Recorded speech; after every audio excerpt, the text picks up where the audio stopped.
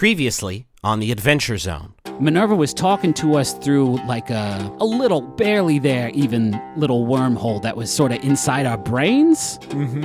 And this book you've just happened to find in the woods, this word means sacrifice or transaction. One of those is way worse than the other one. You see a figure lying in this bed, like their entire body is just in this cocoon of light. You know, one last thing, Ned. Before you run, you might try to clean up a little bit of the mess you've made. Why would you stir up a fight that's going to destroy so many lives? That doesn't make any sense. Not to you, obviously. It doesn't make sense to the spider when you step on it, but some spiders need to be stepped on. He pulls the trigger on the Nerf blaster. This figure just effortlessly throws Leo 10 feet through the air. We see Dr. Sarah Drake, and then we hear a voice speaking to her. Hello, Earth scientist. I need to borrow your corporeal hands for a minute.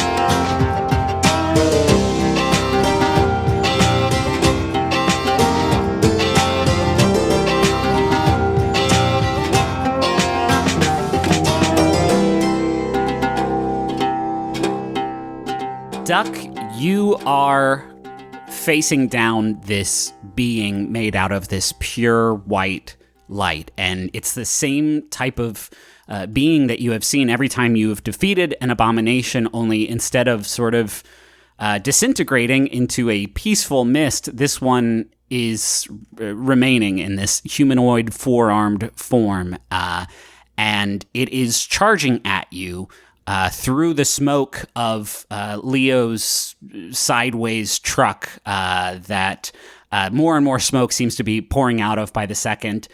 Near that, you see Leo's form just sort of laying on the ground. He's still breathing, you can see, but he was just sort of tossed that way by this light being just seconds ago before it sort of set its eyes on you. Also in the distance, you see Dr. Sarah Drake, who you had just gotten out of sort of the perimeter of the Green Bank telescope. Now you see her just like full-blown sprinting back toward the satellite lab. And she seems to be moving with purpose as you are facing off against this four-armed monster in the shadow of the Green Bank telescope. What do you do? Okay, is the monster between me, like, what is the monster between me and? It's between you and Leo for sure. The truck, I would say, is like kind of to the left of you guys, and the telescope is, I mean, it's enormous, but it's generally to the right of you. Okay. All right, listen. This is all right. I'm addressing the monster. It's okay. You just got to let go. I've been through this with a lot of monsters already, and you're holding on to the earth and life and everything. It's just follow the light, man. Just go ahead and like release, let go, man. You're trying to talk it into... Shh, it's okay. It's all right. I've seen this happen, man. I know it feels weird, but you gotta be brave and just know that there's something better waiting for you, probably. I have set an unfortunate precedent that you can try to manipulate this particular abomination, this particular Correct. Monster, Correct. Unless you have some sort of normie move that you're trying to bust out here. No, I just kind of thought I'd be funny. I mean, do you want to try and manipulate someone? Is this No, an that earnest... almost certainly. No, I am. I mean, that's what I said. That's what Duck's reaction would be. That is I'm playing a role. Okay. And he probably has seen this. You said specifically Yeah. twice now that's what happens to monsters. So, like, I'm just trying to tell it it's okay. It's time to let go. Yeah, it's not doing that. It does not continue. It like, it's doing kind of that Terminator liquid policeman walk where it's like kind of slow at first, and now he is like, track and field sprinting at you. Just for future reference, though, Griffin, how good a roll would someone have to do to convince a monster to spontaneously die? It would have to be. Is that a 12? Is it a 13? You would Where have are we to at? roll a 7 on one of the dice. Okay. Well, you make a great case, Duck. Blech. Anyway, I'm going to Beef City. Peace. See you in Valhalla, Duck. I have no. Yeah, I'm running for. I gotta go to Leo. I gotta get to Leo. Okay, I mean, you are going to have to get around this this being. Are you trying to do that with like an acrobatic move or some sort of? Are you juking him? What's the play here? Yeah, I'll try to like run around him. Okay. Use some of my like Tony Hawk Agility. agility. Yeah, okay. Act under pressure for me. It's 2d6 plus cool. And Duck Newton's cool as hell. 5 plus it doesn't matter. It Two. could. Oh yeah, No, that does matter. It does. That extremely matters because that gets it out of fail state and into a mixed success. On a mixed success, I give you a worse outcome, hard choice, or price to pay. You can get past this thing, but he is going to I should say is going to grab you, and when it grabs you, you are going to drop your sword. You're going to drop Beacon. That's it. He tries to like grab you by the waist to try to stop you, and he will take Beacon from you, not to wield, but just to disarm you. But you will be able to make it through to Leo. I mean, that's what's happening, right? Okay. It's not like a choice, right? I guess that's a good point. Then yeah, this is a worse outcome, I guess. Yeah, right. Okay, thank you. I don't have a vision of like, oh man, he's gonna take my sword. Well, if I do this, there's only one thing that's going to happen. It's like a fucking FMV game. It's okay. You Dragon Slayer over there. I'm out of time reversal cubes. Okay, you try to do some fancy footwork around this charging four-armed light person, and I think you're just not really running the math that they're just raw grabbing power with all of their arms, and you do manage to just like escape their clutches from 3 of the arms, but one of them grabs you by the belt. Which unfortunately is also your weapon, and it just it rips My off. pants holder. Your pants are holding because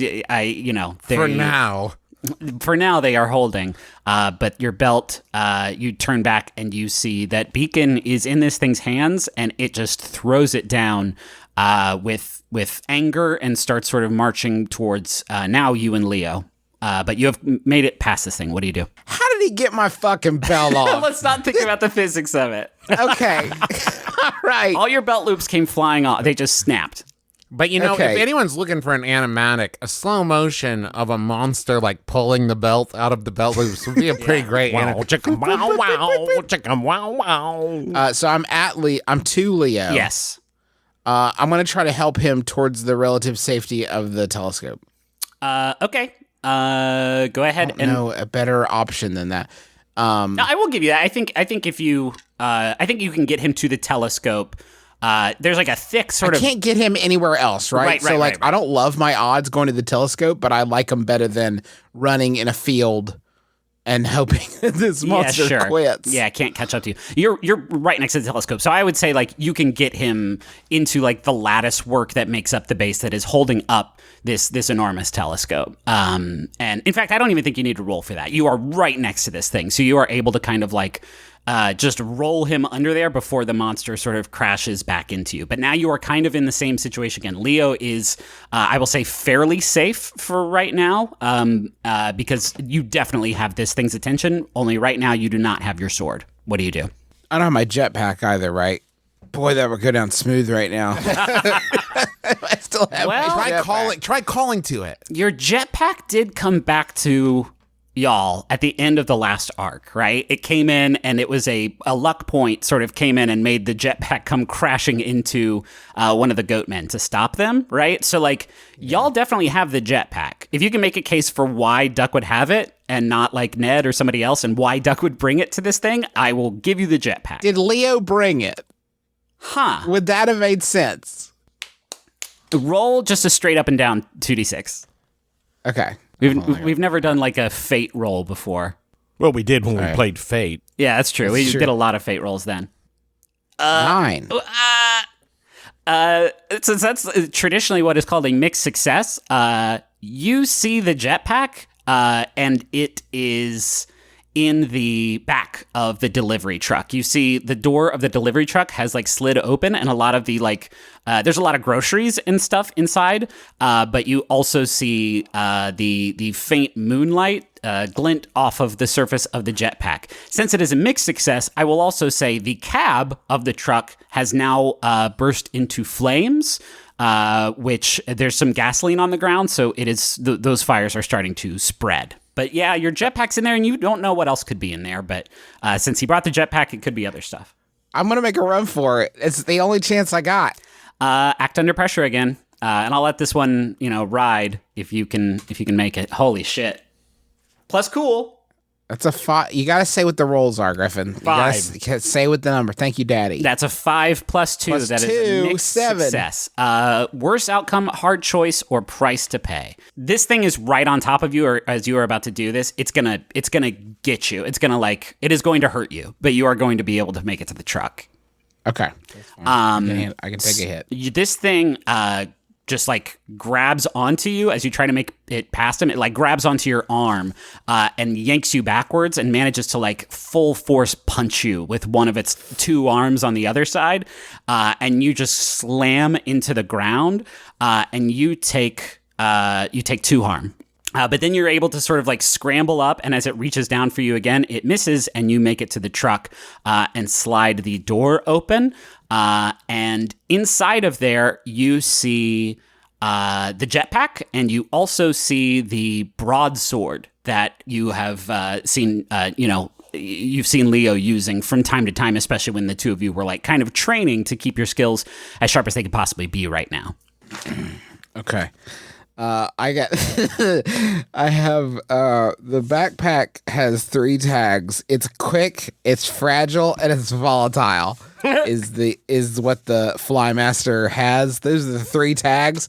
I'm gonna point it at the fluorescent Goro, the fluoro. Thank you. And I'm gonna just blast the throttle and try to blow it to hell. Not wearing it, right? You're just using it like a missile. Not wearing it. I can't be clear enough about this. I'm never putting that on my human fragile body ever again. We all saw what happened to Ned. Right. Okay, what kind of fucking roll would jetpack rocket launcher Kick be? some ass, baby. Yeah, that's all. This is definitely straight up and kick some down. ass. All right, yeah, let's roll plus tough. Is Duck tough? What's with these 5s, dog? You know what? Fuck this. I need this to work. I'm spending a luck point because fuck this guy.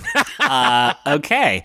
You, on a 10 plus, you deal harm to this thing, and it deals harm to you. I'm going to say that you are definitely outside of this thing's range of being able to do harm to you. So it's not going to get you because you hit it with a fucking jetpack rocket. So you exploding jetpack rocket. No, this thing, if this thing exploded, then Ned would be extremely exquisitely dead right now. So it's not going to explode, but it is definitely going to fuck this thing up and comically take it on a magic carpet ride.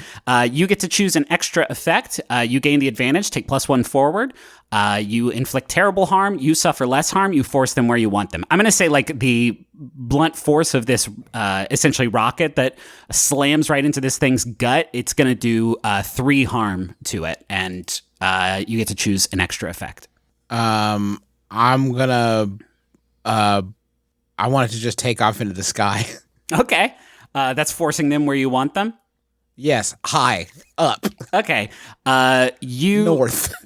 You set off this jetpack, and it flies forward and catches this being made out of light right in the gut, and it sails backwards for a while, and you think it's about to crash into the lattice work underneath the Green Bank telescope, but then almost like a cartoon, the trajectory just arcs upward, and you see it fly higher and higher And then it starts to arc again, and now it kind of just like loses the hold it had on this being with just pure inertia. And this forearm being slips and falls quite some distance. You assume he's probably going to take some more harm from it, but it falls directly into the enormous dish of the Green Bank telescope. But it is well out of the way. As you see that, you also notice through the very, very slim window looking into the satellite lab, you see Dr. Sarah Drake, and she is illuminated by some sort of screen, and she is messing with some sort of machinery, and she's talking to like nobody. She's having a conversation with nobody. And as you look up, the satellite is starting to move. It is starting to change position. And as this thing is adjusting, Duck, you've had this sort of like ongoing headache as you've been close to this thing. Now that it is changing where it is pointing, that headache is getting like more and more powerful. And you also start to hear something as it is starting to get into position. You are hearing that acoustic blues tune again. And then you see through that window, the person talking to Dr. Sarah Drake is the silhouette of Minerva.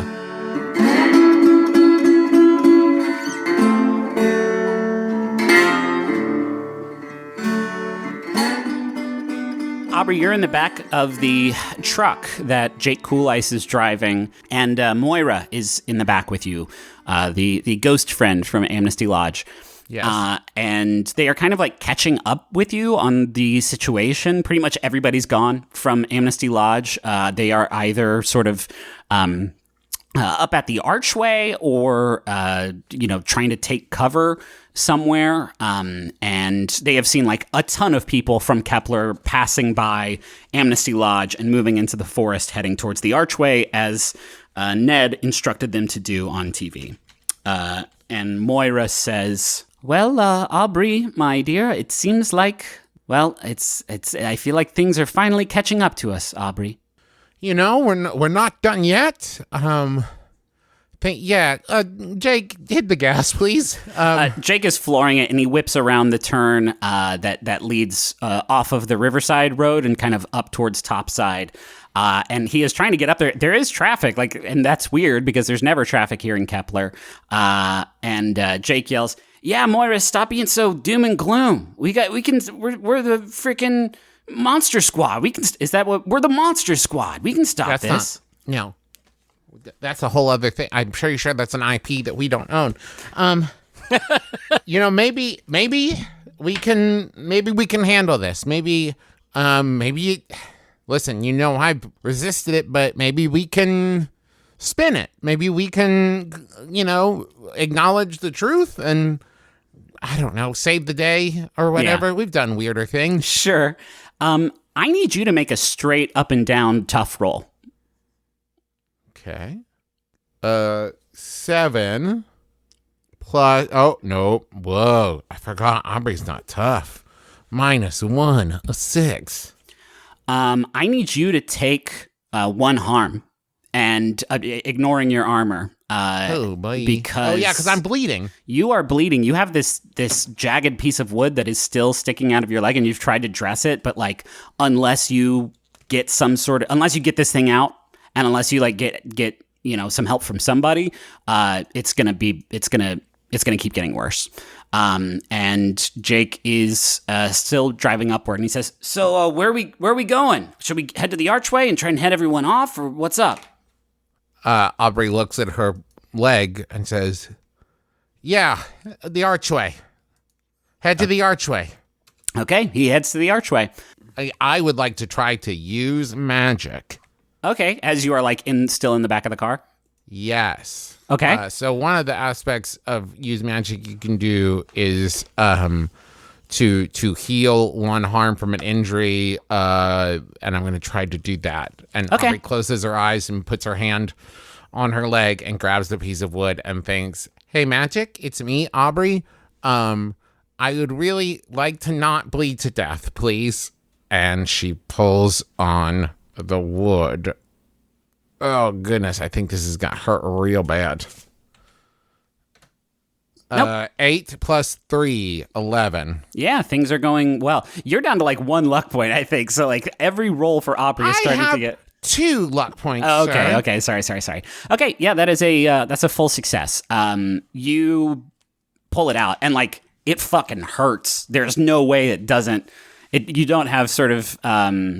I see it being like a shot, like where suddenly the camera pulls way back and you see like a bunch of birds fly out of the woods around her as she yells, and you're like, "Whoa, that was a loud yell." Yeah, it's not magic anesthetic. You pull it out, and you put your hand on it, and there is a sort of faint orange light that you see sort of spreading across your leg that you can sort of see in the tear in your pants. And then when you pull your hand back. The wound is definitely still there, but it seems to be fairly closed up. So remove 1 harm and mark yourself as stable. Sick. You pull up to the archway, and you're not like there's no roads leading there, but you see Jake drive up to Amnesty Lodge, and not being the most confident driver, he pauses for a second and then sort of surveys the situation and then just keeps on flooring it back into the woods and is sort of doing his best to avoid the root systems that are poking up out of the ground. But you all do eventually make it to the clearing where the archway is. And when you get there, it is indeed a crowded scene. You see what looks like at first blush kind of like just an army. And that might just be like a projection of your worries at this moment, because actually what you see is just a few dozen citizens of Kepler who are all sort of gathered in loose circles around the archway. And you can tell just from the way that they are standing and where they're looking, they can all see it. They all know it is here thanks to Ned's announcement. Do they seem like full-blown, like, Frankenstein mob, kind of like pitchforks and torches and shit? There's weapons, right? There are, some of them are holding, like, it's mostly household items, like some baseball bats and shovels. I'm going to say that all the Hornets are armed, just because that's how they do, and that's what they've set up. Well, I think one person, let me think, Eugene brought a literal pitchfork. Like a literal pitchfork, which seems a little bit on the nose. And I think even he gets embarrassed about it and goes and like sets it down somewhere in the woods. And he's on it. And I mean, there's some guns too. Like Agent Stern and Sheriff Owens are definitely armed. They seem to be having a conversation about something. Oh yeah. Agent Stern. A couple of the other folks here have a couple rifles, a couple shotguns. You see one rifle, and it is in the hands of Pigeon. Pigeon is here with her rifle, and you also see that she's wearing a Hornet jacket too. What? Which must have been a fairly recent conversion. I thought Pigeon was on our side. I mean, a few, 7 months ago, maybe. I think Muffy and Winthrop are here and just sort of scoffing at everything and everyone. Whose side are they on? Is God's. anyone... God's. Turns out they're agents of God. Yeah. So, in all seriousness, is anyone on the side of the law? Like, I assume Mama and Barclay are there, right? That is the other sort of armed person that you see through the crowd, not looking at the archway, sitting in like a folding lawn chair, is Mama, and she just has a sort of a shotgun, just her shotgun resting in her lap. And her head is tilted backward, and she's kind of got her eyes closed. And Barclay's standing behind her with a hand on the chair, and his face is just sort of locked in a grimace. And they are facing outward toward the crowd. That is what you see as you pull up. And I think Moira and Jake definitely just sort of like run forward and start talking to Barclay. I see. What do you do? Do I see Hollis anywhere? Yeah, Hollis is definitely over with the Hornets, and they are just like not taking their eyes off the archway. Okay, yeah, I think Aubrey's gonna go to Hollis first. Okay. As soon as you get there, Hollis says, "I don't get why you didn't tell us about this before this." Oh, really? Like, you don't yeah. see how this might... Oh, yeah, because everything's going super calmly now. Oh, why would we not want to tell this armed mob of people about this thing? Yeah, because you all took it so fucking well. Aubrey, if this is where the monsters that are killing us are coming from, then yeah, I think we have a right to know. Okay, Hollis, let me ask you something. Yeah? Okay. On the other side of this portal, I'm going to lay it out for you. All right? Are you ready? 100% honesty. On the other side of this portal is another world. Just like the same scope and size of ours, with a population of people and just like us. People just like us, right? And think about this. In let's say West Virginia alone, not even the whole world, the whole earth, West Virginia alone, right? How many people do you think there is a per capita ratio that's murderers to just regular people, right?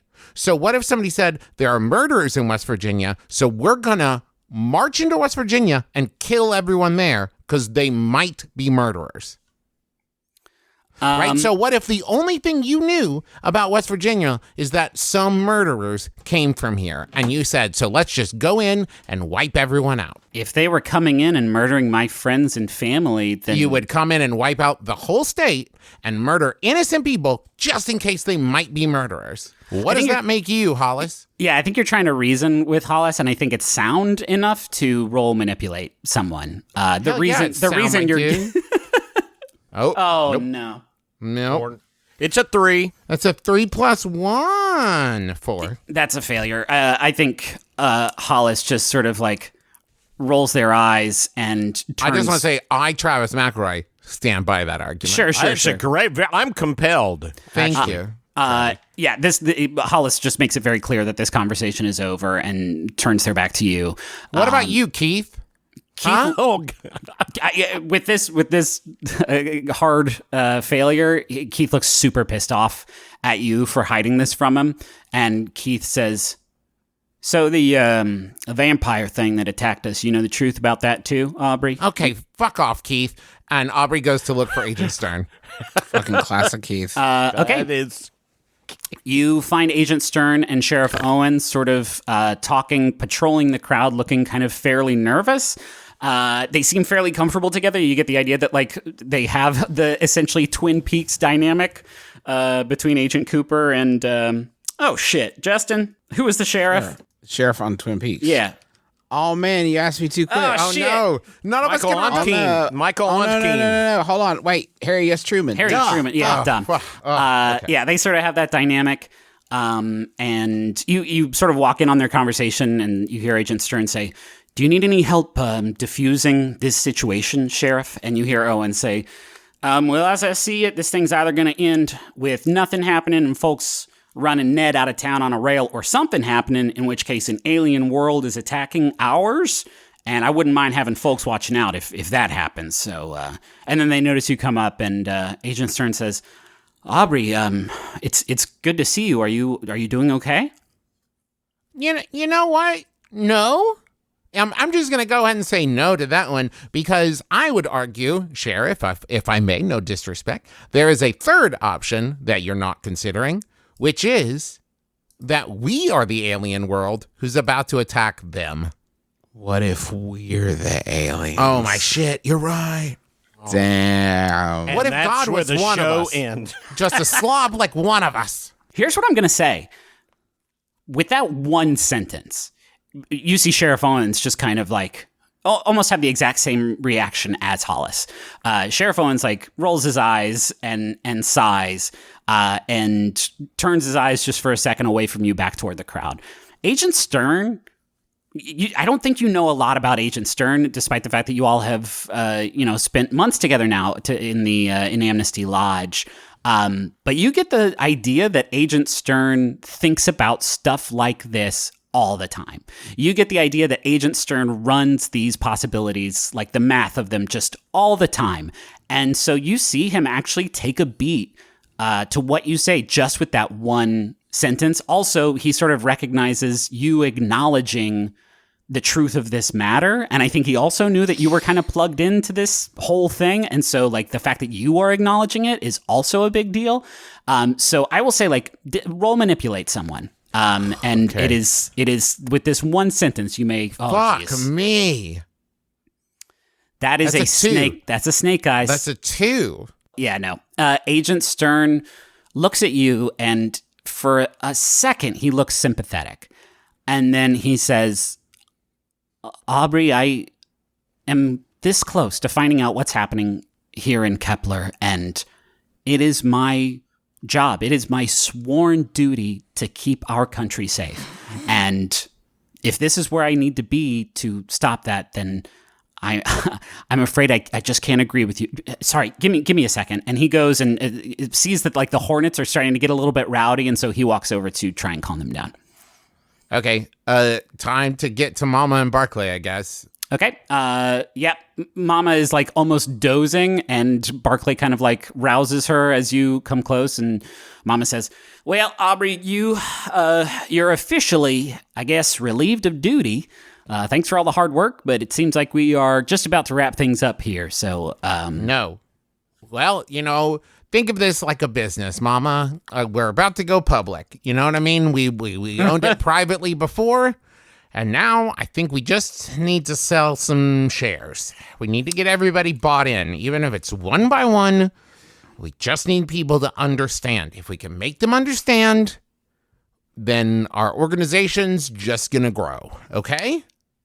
Mama says, Aubrey, if we had months to do that, if we had months to put together a sort of a peace, a communion of souls, a blessed union of souls across our two planets, yes. Get together, form up a treaty, maybe it would work. We got about 20 minutes before this gate opens up and war begins, so I think it may...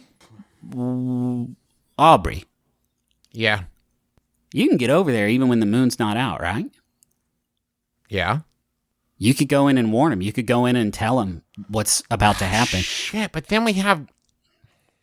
I mean, it could be... You don't have to rile them up and get them all, armed and ready to fight, but Aubrey, they need to know it is only fair, it is only moral that they know what could possibly happen to them right now. Okay, listen, Mama, Barclay, whatever you do, don't let them through the gate. And Aubrey takes off sprinting through the gate. It lights up for a second, and you run through it, and everybody in this crowd watches you run through one end of this stone archway and not come out the other end. As she goes through, she flips everyone off. And I mean, there's no That's canon. Yeah, that's not a joke. She does that. Cool. There's no distraction. There's no there's no way everyone didn't see this. And with that, I think everybody... Good luck follow me, assholes. It immediately shuts off behind you. That's not the danger. But immediately everybody sort of realizes, oh shit, Ned may have been right.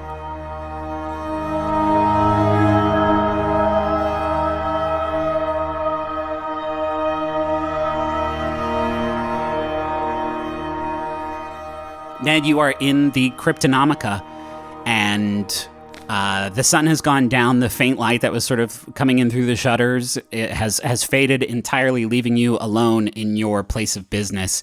And I will say it is kind of a mess in here because you just full-blown Ghostbustered this big shape-shifting monster that sort of Akira'd out as you were sort of blasting him backward through a rift that he managed to escape through. And that commotion's now over, and now it's just you alone in the dark in the Cryptonomica. What are you doing?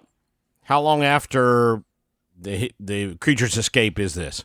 Seconds after, I'm going to say. Like, okay, we see papers actually like floating through the air and like slowly sort of sliding down to the ground. It is that soon after. Okay. I think Ned sits there for a few seconds and is really thinking because he was planning on leaving. He was planning on doing exactly what Aubrey said: get out of town, leave everybody alone, and never be seen again. And I really think he was doing that. I think he was packing up what few things he had left. And I think he's really torn now, but he doesn't know what else to do. So he heads back to the general area where he's going to start picking up, and happens to pass by some monitors that Kirby used with the camera drones, because if you remember 4 or 5 episodes ago, or maybe it was just 2 or 3, he asked Kirby to use those camera drones to kind of follow the Hornets. Oh, yeah, you are fully plugged in with your surveillance stuff, for sure.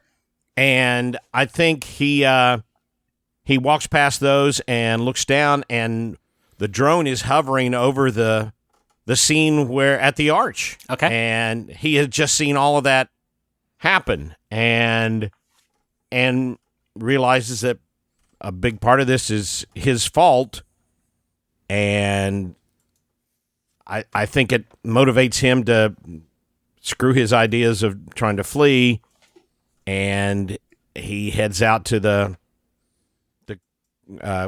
Kryptonomica van and is going to drive to the arch, going to drive to the clearing. Okay. You follow the same route that that Mama's truck just drove, and again, like, you get stuck in traffic on your way up that hairpin turn, but you make your way up the mountain and to Amnesty Lodge, and again, like, you see Amnesty Lodge is like completely empty. It is the first time I think you have ever seen this place completely darkened with like no life inside of it whatsoever. And I don't know like how sentimental you feel about it, but I think for anybody who spent time there, like it is a sad sight, because that is sort of not what Amnesty Lodge is all about. But you managed to make it past it and drive your truck up to the crowd. As you approach, you see Mama's truck parked, and so you pull up the van sort of immediately behind it, and you see the same crowd that I discussed earlier. You see the Hornets getting all riled up. It is darker now than it just was in the last scene. And you see Agent Stern trying to calm them down, and you see sort of all the familiar faces around here. Only this time, when you push into the crowd, a lot of the people here who have just seen Aubrey disappear through the gate, they stop talking now because you're here now. Because you are here, and you are the one who said, "Come here armed and join me in the glorious fight against these people." You're here now, and they all turn towards you, and they are all just silent. Except for Mama, who definitely looks over at you, and she just starts kind of like laughing a little bit as you appear. What do you do? I think Ned would climb up on top of the Kryptonomica van. Okay. And say, Good job, friends. You have mobilized. You have armed yourselves, and you are ready for the terrible conflict that is about to come. I am so proud of you. I am so pleased that all of you have risen to this challenge. Here's the thing. As you're giving your speech, you see Barclay start sort of like marching toward the van, not sure what you're doing. Here's the thing. I have gotten some new intel. As you know, my Kryptonomica van is loaded up with equipment. Nobody knows that. How would we know that? I'm telling you, you trusted me to come here, didn't you? Who was that? Was that Larry? Anyway. No. It was you, Larry. Anyway, I have gotten intel on my equipment that the creatures are trying to pull the classic flanking maneuver and are planning on attacking out at the giant satellite dish. We must go immediately there, take all of our forces, and prepare ourselves to fight off these fiends, these evil creatures. Will you follow me one more time into battle? On again, once more, dear friends, into the breach. Onward to the giant satellite dish. And I already know you want me to roll 2d6. This would be a manipulate someone, yes. I am also going to say, like, we are playing a game where you all get to decide what happens with the roll of dice. These people just saw a woman run through this magic gate and disappear. So, like, keep that in mind as you are trying to pull them off to go somewhere else. That is the information that you are sort of fighting against. Okay. Let's see. And what will I add to this? This is plus charm, which you are good at. Plus charm. All right. I think I have +2 plus charm. All right. Here we go. It's a 7 plus 2, a 9. I think a few folks are convinced. I think some people are convinced. Here's the biggest, I think most important thing that happens. I think Hollis looks up at you, and then they sort of turn over to Keith, and they have a very brief conversation. And then Hollis snaps, and the Hornets sort of like pedal up next to them, and Hollis gives some orders. And you see about half of the Hornets peel off into through the woods in the opposite direction, heading up toward Green Bank, which is quite, it's kind of a drive away, but a few other people leave too. I think Muffy and Winthrop take off too. Eugene, actually, when you mentioned the Green Bank telescope, Eugene looks horrified. Eugene looks absolutely out of his mind, terrified, and he just takes off. So I think you thin out the crowd definitely, but not enough to you don't get everybody to take off. And with that, I think Sheriff Owens is definitely walking in this direction, but Barclay has made it to the truck, and he says, "Ned, am I gonna have to like fight you? Because I don't want to, but holy shit, man!" Do you not see what I just did? I see what I got rid of like a third of the people that were waiting here to wipe out everybody. But you made this bed. I didn't make this. That was not me on television. It was whatever this bomb is that can assume forms. Why in God's name? I know I got a big mouth, but I would never do that. Why would I mobilize an army? Think about it, will you? You need to come talk to Mama, Ned. If we're going to try and figure this thing out together, you need to explain exactly what's happening with Mama. I know that you all are capable, but she has been at this a long time. We've never been this close to annihilation before. We're going to need to work together on this. Fine. Great. Let's go talk to her. The two of you walk up to Mama, and she's still kind of laughing at your speech, and she says, "That was convincing as hell, Ned Chicane." Well, apparently not enough. I mean, you got some folks to peel off. You can feel good about that. The war won't have as many sort of immediate casualties. That wasn't you on TV, was it? No, it was not me. Thank you. Thank you for knowing. Did you steal my statue, Ned? Yes, I stole your statue. I stole the statue. I stole the necklace. I'm a stealing guy, okay? So we're kind of like breaking even on the like karmic scale, you think? Yeah, I don't know. No, I still think I'm on the negative side of the karmic scale. But we're wasting time. We've got to do something. Why does nobody act quickly in this game? Yes, I stole all the shit. I'm a bad dude. Let's get on with it and punish me later, okay? What is going on, Ned? There is some kind of creature that can assume forms. This creature has been trying to make this war happen. I think. Apparently, I'm just a thief and not much of a thinking guy. Boy, I'm really running into trouble there. But this creature is trying to instigate a war between the two sides. I don't know why. They're just kind of shitty. And they've set out to do this by imitating people, attacking, and pitting both sides against each other. They have made you guys look like, or the people on the other side in Sylvain, as some kind of monsters. You need to figure out who would benefit from that. Motive. It's all about motive. Ned, knowing what we know now, I am worried that we don't have time to figure that out. And she gestures out to the crowd, and at first you think like she is talking about this army that is surrounding you, but you actually notice something that was not here a second ago. Up against a tree, sort of actually hovering a little bit off the ground, you see that like white light sarcophagus that you saw when you were abducted and taken into the hotel. You see this floating white sarcophagus that is there, and the crowd, I think, parts, and you hear gasps as people turn and look at this thing, this just monolith staring at all of you here in the middle of the clearing.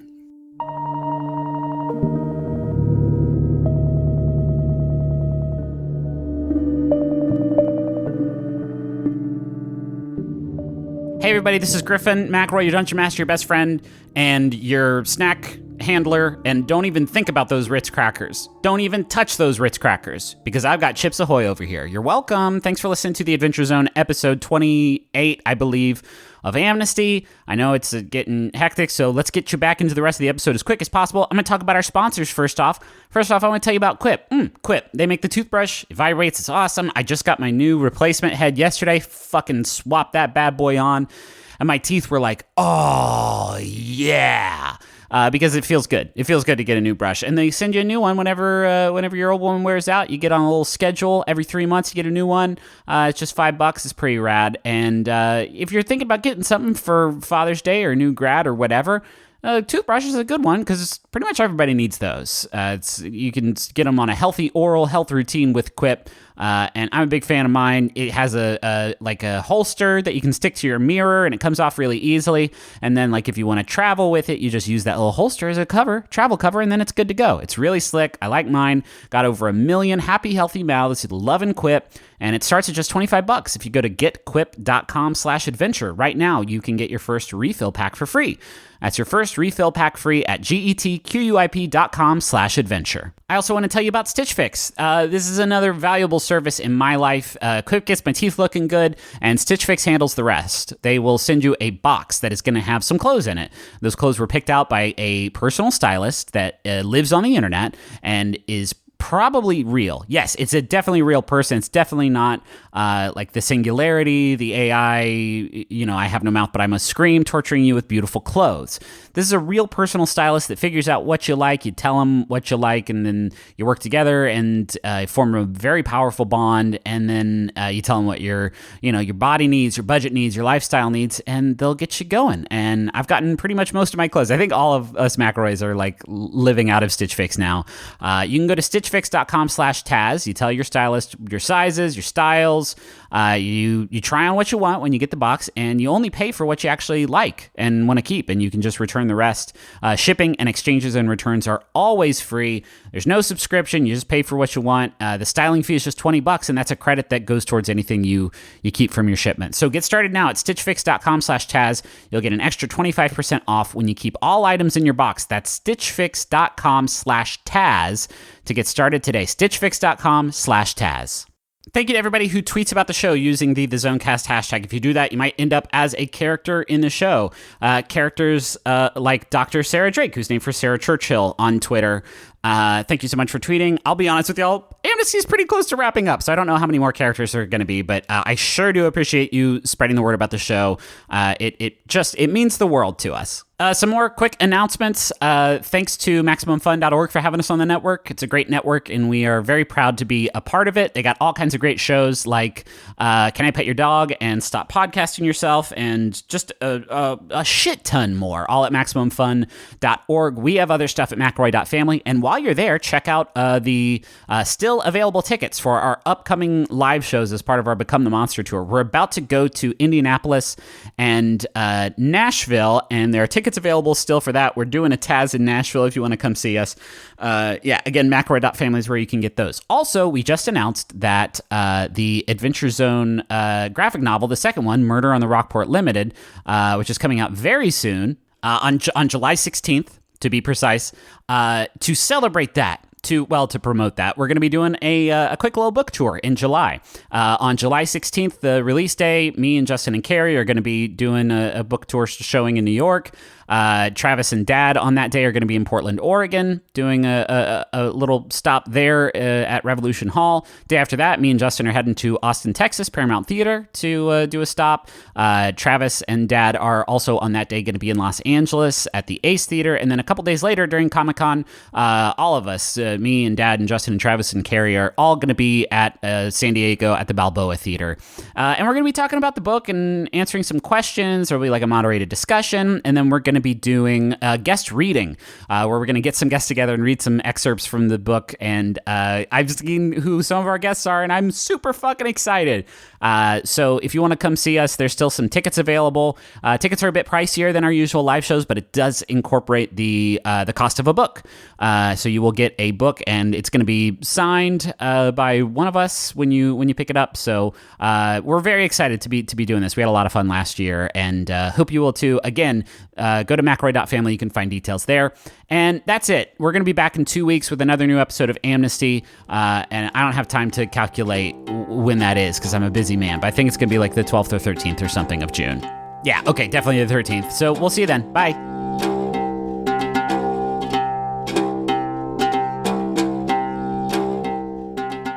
Duck, you see Minerva in the in the satellite lab, and she looks up from the computer and smiles, and then you hear, actually from behind you, you hear, "Hello, Duck Newton.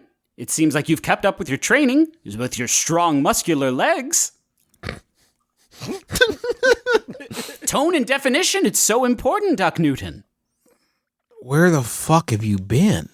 I have been, well, for a while, buried under a pile of rubble. A considerable pile, Duck Newton. But I am big and strong, as you can tell from my projected silhouette, so I managed to get myself out of that situation. Duck, it is a complicated story, and I do not have enough time to tell it. God, it's so fucking good to see you. It's good to see you too, Duck Newton. Now, I need you to start climbing immediately. See in-game? What? Did you see in-game? I didn't know how much free time. I don't know. You've been away for a while, so I didn't know. I don't know what you're talking about, Duck Newton, but every question you ask me about pop culture, I'm assuming, is a second you are spending not climbing. Okay, but did she see in-game, Griffin? Okay, I'm climbing. No, I still want to know that in-game. Yeah, Travis will ask She out of did, character. yeah. On her planet, which I believe we titled Mira Loviniak's Orbital Body 5, they get all the Marvel movies like 3 months early. Oh, it's sort of, they do a soft launch there. What'd she think? It was a little convoluted for her taste. Okay. Oh, no. Oh. Duck, why don't you act under pressure? Damn. 6. Okay, with These rolls. Yeah, you start climbing. Rolls are big. I'm about to level up again. Oh yeah, mark experience for all. There have been, Jesus, there have been 1, 2, 3, 4, 5, 6 failures just in this one episode. You start climbing up the lattice work underneath the satellite, underneath the Green Bank telescope, and it is high up. I started climbing before I thought about it. I'm trying to get to the thing. Yeah, I mean, you don't know. Minerva just told you to climb. Oh, I fully got the broadsword 100% as well. I hope that's obvious, but it did get. And I assume you picked up Beacon, right? Because he was just laying on the ground after you blasted Duder away. Was he laying on the ground? Or Yeah, was he was laying on the ground. Okay, I grabbed Beacon too. Okay. You climbed about 10 feet up, and then, your weak human arms gave out, and you just fall to the ground, and you take 1 harm. And Minerva says, maybe I was wrong, Duck Newton, about your tone and definition. Are you going to be able to do this? Well, yeah. Hold on. Yeah. I'm gonna, I don't know, Minerva. Shit. Look at me. I'm like a fucking postal worker, a gym teacher. I'm just a regular dude. Duck Newton, I have known you obviously off and on for some years now. And even when we were apart, even before you were my ward, you were never a normal dude. And she extends a holographic hand down in your direction. And I grab it. And it just passes right through it. Passes right through it. It's a symbolic gesture. Duck Newton, you can do this. All right, I pull out Beacon and finally, it's time for a battle. Nope, time to climb, idiot. And I whip Beacon up ahead above me and start climbing again. Okay. Roll act under pressure. But this time with advantage because I used to Beacon. Yeah, I think actually, I don't think we've done this before, but I think narratively it makes sense. You are climbing with a tool that is assisting you. I think go ahead and roll with advantage, which in Apocalypse World traditionally means roll 3d6 and you take the highest 2 dice. Okay. Jesus Christ. 12. That is plus 1. 5, 6, 6 is what Justin just rolled. That is extremely good. Yeah. using this method, you whip the chains that make up the sort of midsection of Beacon upward, and he extends, however many feet long Beacon is, and whips around. They're actually chains. It's like flexible metal. That's fine. Yeah. Then it sort of spools. I don't want the fan artist. Sure. I was imagining sort of like Ivy's sword from Soul Calibur, if you remember that. It's more like if you Google an Arumi, which is like an ancient sort of Indian weapon. Oh, okay. Oh, yeah. I remember when you were sort of talking about that as the concept. Okay, yeah. Then you see like the metal of that makes up the tip of Beacon just coil around the lattice work, and it sort of flexes and swings you upward, and it is a weird, clumsy Spider-Man climb, but you like fairly effortlessly whip yourself up and into the dish. And while you are up there, you see this being made out of light with the 4 hands, and it is grabbing onto the base of the antenna at the center of the telescope.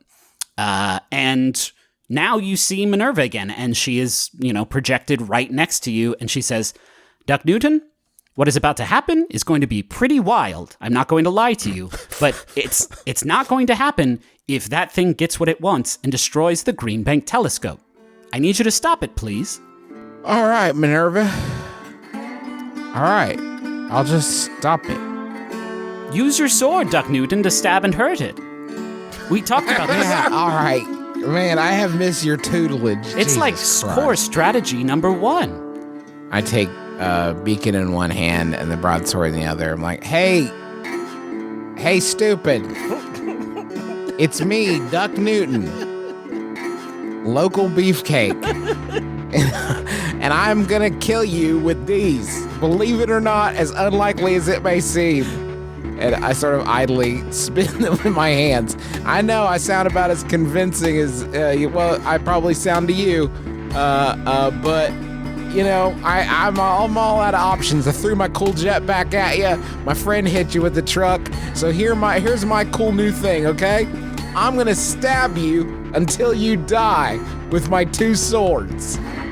And I kick its ass. Yeah, we see you just running on the dish of this telescope towards the antenna at the center while it is still moving into position. So you're kind of sliding towards this thing with swords drawn, and roll to kick some ass.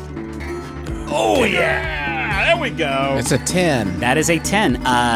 You are sliding towards this thing with swords drawn, and as you get closer and closer to this antenna, and as the dish itself is moving, that headache that you've had since you've been kind of close to this thing has gotten worse. It is getting more and more painful, but it does not break your stride as you charge into this thing with 2 swords, and you deal, what is Beacon's harm? 2 harm. Innocuous message. Okay. You deal 4 harm because you are holding 2 swords. That's the only way I can think that this would play out mathematically. What do you do? What does this attack look like when you finally collide with it? It's messy. I feel like I swing the broadsword with all my strength and just kind of chunks into it and just pisses me off more. And I swing with with Beacon and coil Beacon out and then recoil and cut a chunk off. It's messy. I'm just hacking at it. There's no finesse or grace. I'm just trying to kill it with these 2 swords. All right. With a 10 plus, you get to choose an extra effect. You take the advantage, you inflict terrible harm, you suffer less harm, or you force him where you want him. I got a cool place that I think I'd love it to check out, and that's off the telescope and on the ground. I got it. It is. You are at the center of the telescope, and it is a 100 foot wide, perhaps 100 meter wide. I do not remember. So that would be one fucking hell of a 300 kick. So I as much as I would love to make that happen, it is not going to happen. You're right. Okay, so what? Give me my options again. Do more harm, suffer less harm, take the +1 advantage on your next roll, or force him where you want him. I think just terrible harm. Yeah, I think, I'm just brutalizing it. You chop into this thing with both swords. And how much harm did I take? That's the thing. As you're sort of slashing away at it, it finally sort of gets the sword stuck in 2 of its arms and manages to grab you by the throat with one of its arms, and it just squeezes and chucks you backwards, and you land on your feet. and it deals 2 harm, but you actually feel like maybe it didn't. You feel a bit more hale and hearty than you expected to. And the telescope stops moving, and both you and this creature, I think, lose your footing for a second. And now it is leaning up against the base of the antenna, and it is kind of shuddering. It looks like it is just like glitching out. And then your headache, Duck, it gets so painful, and you see Minerva now, and she is right in front of you between you and the monster, and she says, Duck Newton, this is going to hurt a whole bunch. Are you ready? Yeah. You hear that song now, and it is like you are in a room where you're seeing it in concert. It is so loud. And then that pain in your head, it passes the point of human comprehension. And then suddenly you feel a sensation that no other living human has ever experienced. Your sight vanishes just instantly as this flash of pain just splits your mind in two. And you feel this feeling like growing and buzzing now and moving. This pain is moving. It's stretching outward, out from your forehead. And then, just like that, it is gone. And your vision returns, and you see hovering just in front of you a small hole that is floating in the sky. And this 4-armed being looks at it like curiously, its head like cocks to the side, and then it sort of takes a step backward into the antenna with clear alarm. And then it is thrown back as you are by this beam of piercing green light that bursts downwards through the clouds above into the antenna of the telescope. And this hole that just came out of you, it is crackling with this green energy, and it's expanding. And through that hole, Duck, you see something. You see a vision of these ruins, of these like toppled pillars and collapsed walls and these like obliterated pieces of large, inscrutable machinery, all of which are completely dormant except for one. And in front of that device, you see a shadow approaching faster and faster, and then she leaps, and she's here. She's holding this massive 2-handed sword with both hands, and she's careening through the air before sliding to a perfect halt on these 2 large wooden sandals. And then she looks back over her shoulder at you, her real, tangible shoulder, and she says, "Thanks for the lift, Duck Newton." I had it.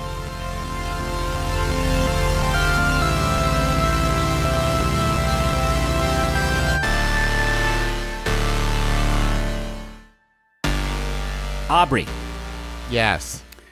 I'm on pins and needles, Griffin. Yeah, you pass through this, the tunnel of white light that you always enter through as you pass through the gates, and you step foot into Sylvain, and immediately you can tell that something is wrong. There is a storm brewing outside, which is strange. You have only seen like a clear, dark sky every time that you have come here. And you notice that like the storm isn't necessarily all up in the sky. It seems like the storm is just everywhere outside of the walls of the city. It is frightening to say the least. And then you also see another frightening thing immediately in front of you. As you step through the gate, spears are immediately just like at your throat. And they are held by these 2 guards who, I think when they see who you are, Vincent sort of taps one of them on the shoulder, and they pull their spears back, and now you sort of have time to survey what's going on here. You get the idea, like maybe every living Sylvan at this point is standing around the gate. And among them, you see Vincent, and you see Woodbridge, who's another one of like the ministers who take care of the place. And then you see Janelle, and Janelle is wearing this what looks like a ceremonial robe, and she's not alone. There's a half dozen other robed Sylvans, all standing in a half circle around the gate, and they are all like checking their belongings. They seem to be like preparing for something. And then you see a lot of guards. You see a lot of guards arranged in formation around the gate and leading back into town. And as Vincent has his guards pull their weapons away, he says, Aubrey, what are you doing here? What are you doing here, Aubrey? What are you doing here? Is this a retaliatory? And as he says that, Woodbridge like comes up and just like hits him from behind, and Vincent looks back and looks like he's about to hit him right back, but he calms himself and says, Aubrey, this is not a good time. And fucking duh, Vince. And just then, like as you yell that out, Janelle realizes you're there, and she is sort of aghast, and she walks up to you and says, Aubrey, are you okay, Aubrey? Wow, that's a really big question considering, Janelle. So, let me run down real quick. All right, you ready? Deep breath. There's a whole bunch of people on the other side of our gate because something that's a shapeshifter that seems to be made out of light told everyone while it was in the form of Ned that there was a gate here and there were monsters here. Also, I just got my necklace back from Ned, and it turns out that Ned might have been a part of my mom dying when I was young. And also, you're doing this whole army thing on this side too. So it's really, there's a lot happening. As you are giving that, several groups start there's a lot of movement that sort of goes in waves. As you mentioned, the army on the other side, that actually catches everyone by surprise. That actually shocks just about everybody here. And immediately Vincent turns back toward the officers here, and you see him pull aside like a few, you assume like high-ranking people to start formulating, you guess, a new plan. Woodbridge also sort of like springs into action and starts talking to Janelle. Like they are listening to your conversation, but they all are also sort of reacting to it in a panic. And Janelle is protesting something with Woodbridge, and then she turns and sort of nods her head and walks over to her and says, walks over to you, and Janelle says, is it too late to stop them, Aubrey?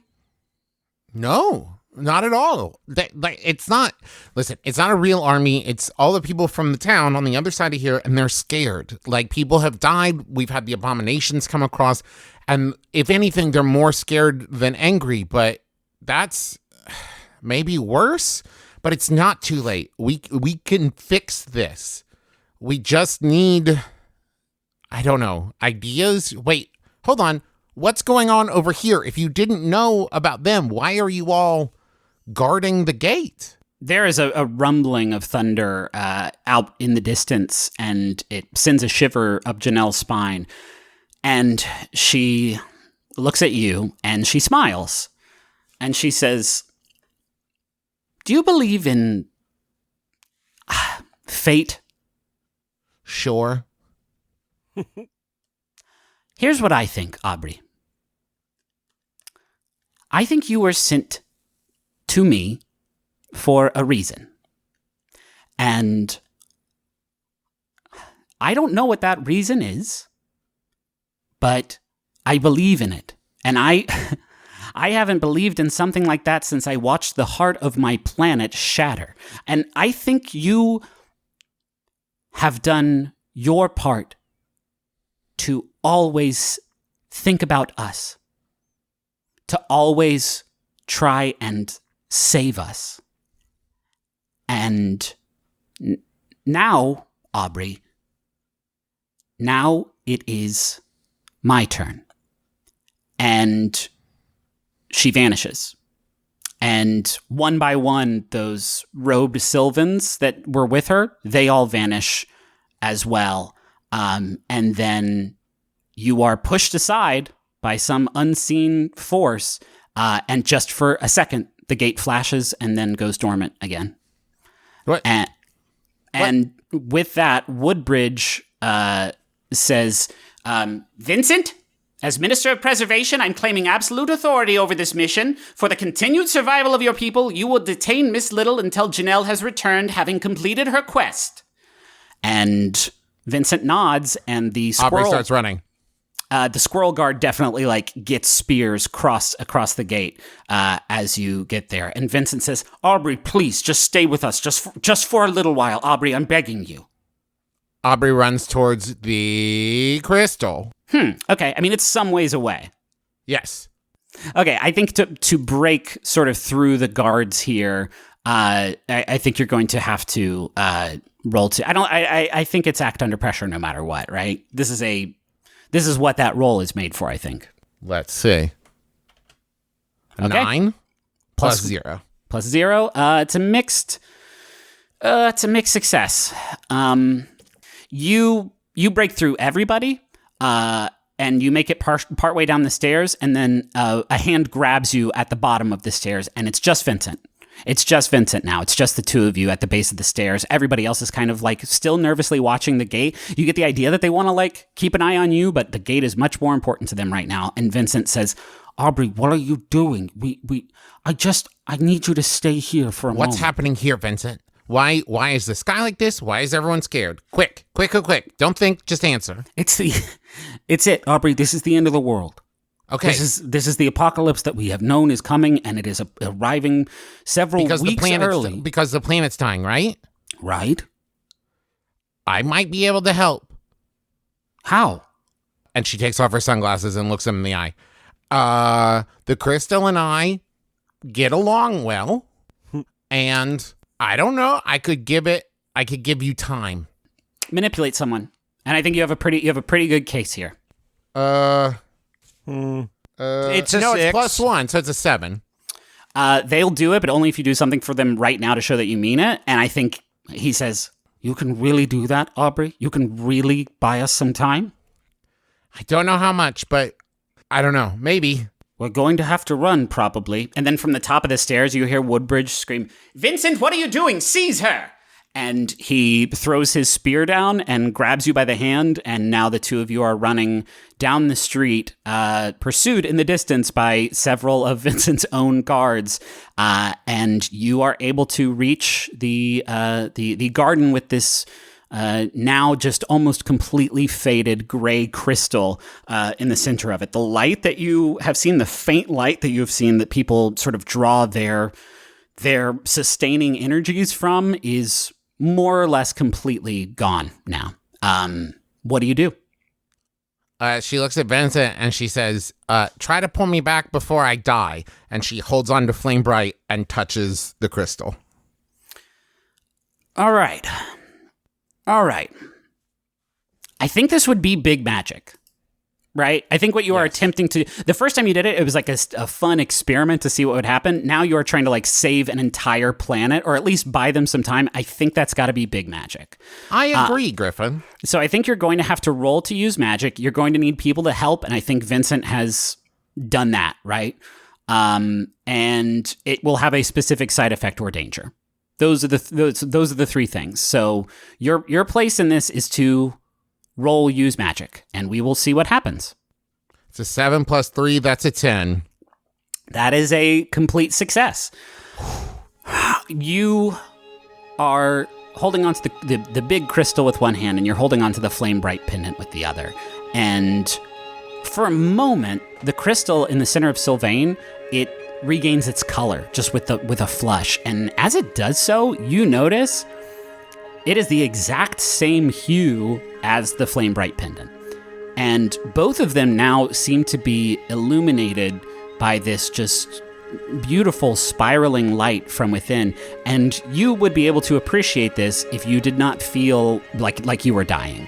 And you feel like all of the magic that you have gained some mastery over the last year, you feel it just sort of draining out of you.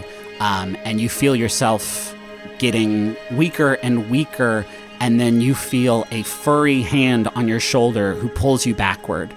And Vincent says, Aubrey, are you okay? Aubrey, you did it. And you look around, and it's still like dark out. It is still like ominous and creepy, but like the storm is not at the gates anymore. It looks like just any other sort of rainstorm. It is not sort of the apocalyptic wall of death that it just was a few moments ago. And you actually see everybody who was like charging in after you, they have stopped and are looking with awe, like at your surroundings.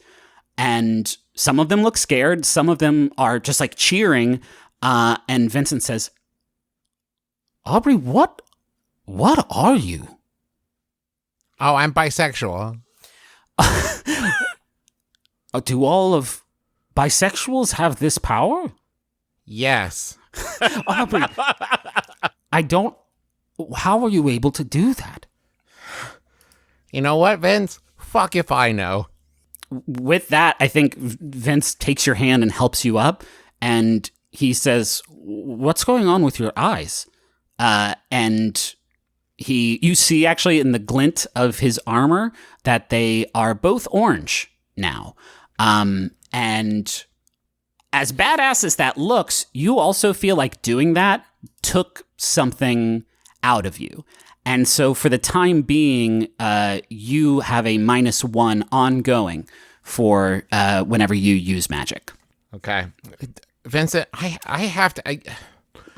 Janelle multiple times has said about the crystal fracturing, and is there any reason I can think of that I would be connected to magic? And the only thing I've thought is my mom gave me this necklace. I finally got it back. Is it a piece? He looks at it and holds it in his hand, and he says, Aubrey, I was here before the shattering. That is a piece of Sylvain. Where did you say you got this? My mom gave it to me? He eyes it for a second and then hands it back to you, and he says, Aubrey, when our world was first attacked, when the shattering happened, your Earth Raiders came and took pieces of Sylvain as mementos. And I guess it's possible that throughout the decades, throughout generations, one shard made its way to you. Could we fix the crystal if we got the pieces back? It was hundreds of pieces, Aubrey. I don't think that's, as much as I appreciate your caring thought, I don't think that's going to work. But fortunately, I don't think we're going to have to worry about that too much longer. Why? He looks around and notices that Woodbridge is still a distance away. He says, because Janelle found a way to save our planet. That's what she's doing over there. How? I shouldn't be telling you this, Aubrey. I it's a little bit above my head, but if anything, I think you could serve us better on the other side. Go help Janelle if you can. Okay. Okay. And Aubrey runs back. You are passing through the crowd, and Woodbridge tries to stop you, and a couple of the guards sort of swarm in with him, and Vincent is chasing up to tell them to fucking chill out, but they see your eyes, and with that they just kind of look freaked out and step backward and allow you to pass through them up the stairs and back through the gate.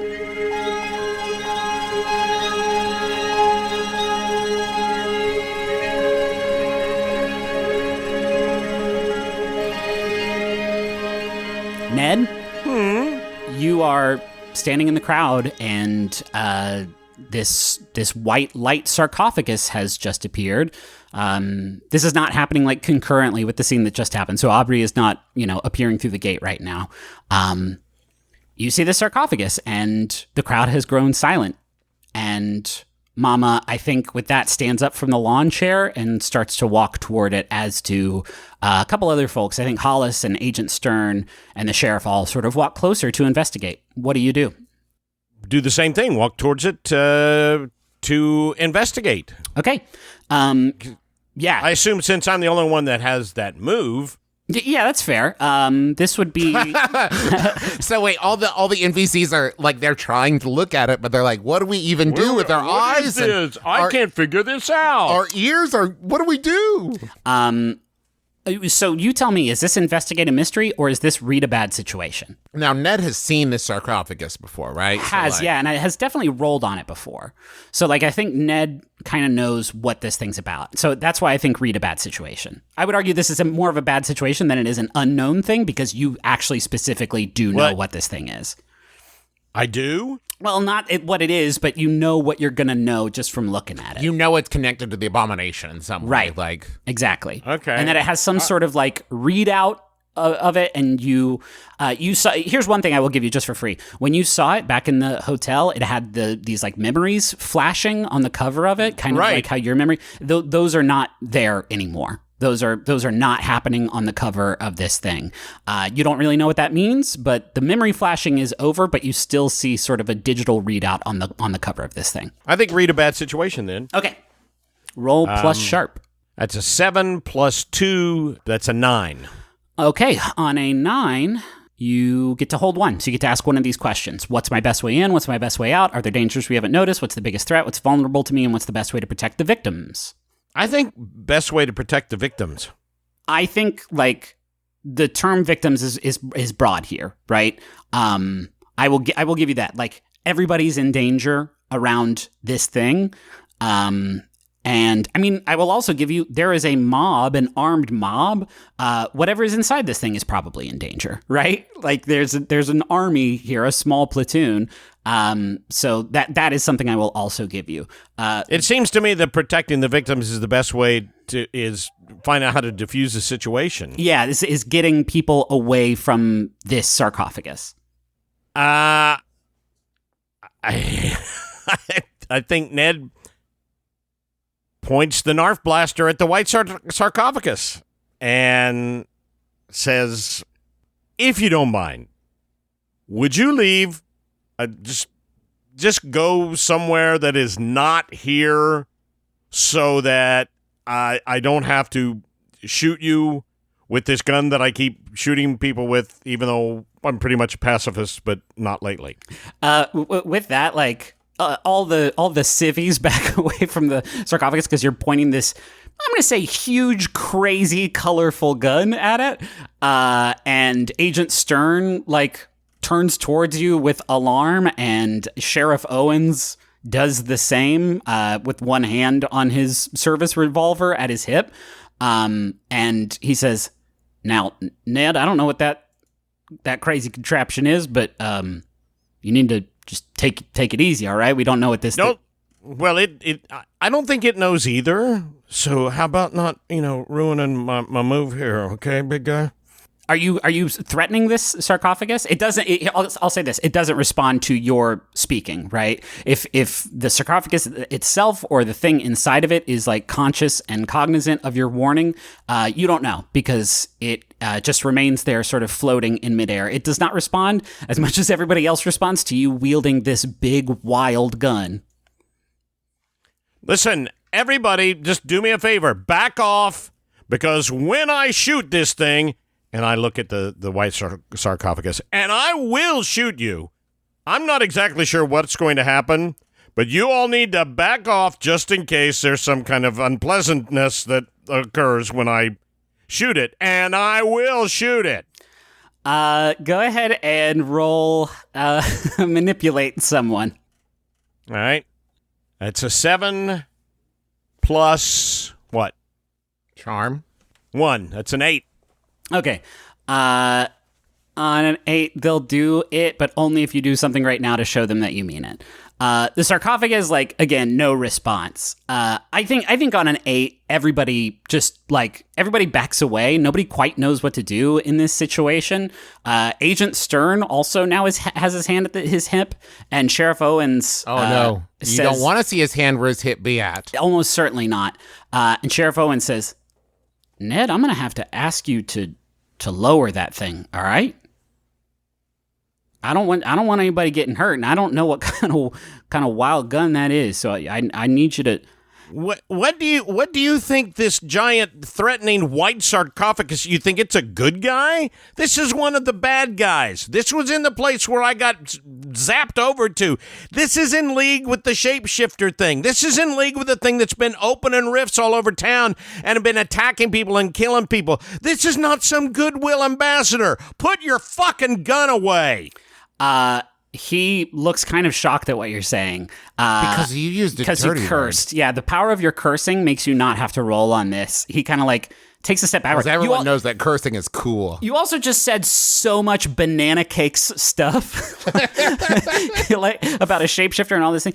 But I will say, like, your yelling sent a shock of alarm through the crowd, who now kind of knows to be scared of this thing. And I think it's quiet for a second, and then there's a flash of light that comes from the sarcophagus, and very, very slowly, it just kind of disintegrates into these little puffs of light that float upward and disappear, and there is a figure inside of it, and this is all happening in, like, super slow motion. You see, like, guns being raised, you see people sort of just freaking the hell out as the sarcophagus disintegrates.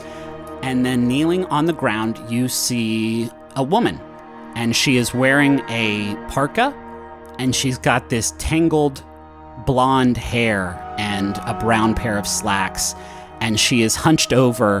Her face is looking down at the ground, her eyes are closed.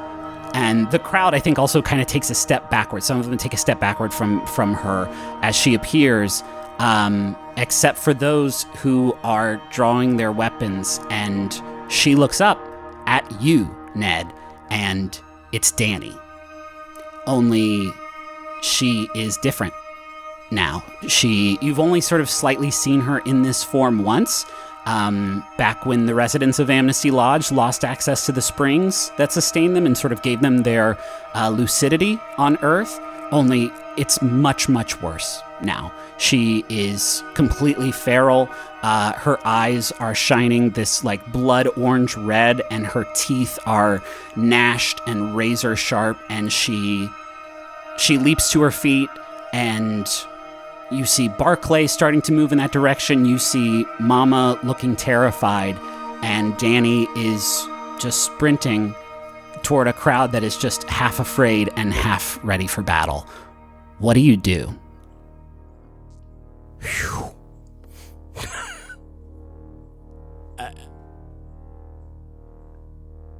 I think Ned tries to tackle her. I don't want to shoot her. Yeah. Act under pressure. That's a 7 plus 2, which is cool. I mean, 2 for cool.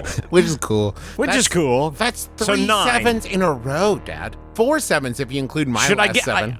I should get something for that, shouldn't I? I am going to give you a hard choice, Ned. And I think you know what that hard choice is going to be. A shot rings out from the crowd behind you as you rush in to tackle. And the hard choice that I am giving you is who it is going to hit. I think I don't think Ned wants to be the cause of anybody else to get hurt. So it hits Ned.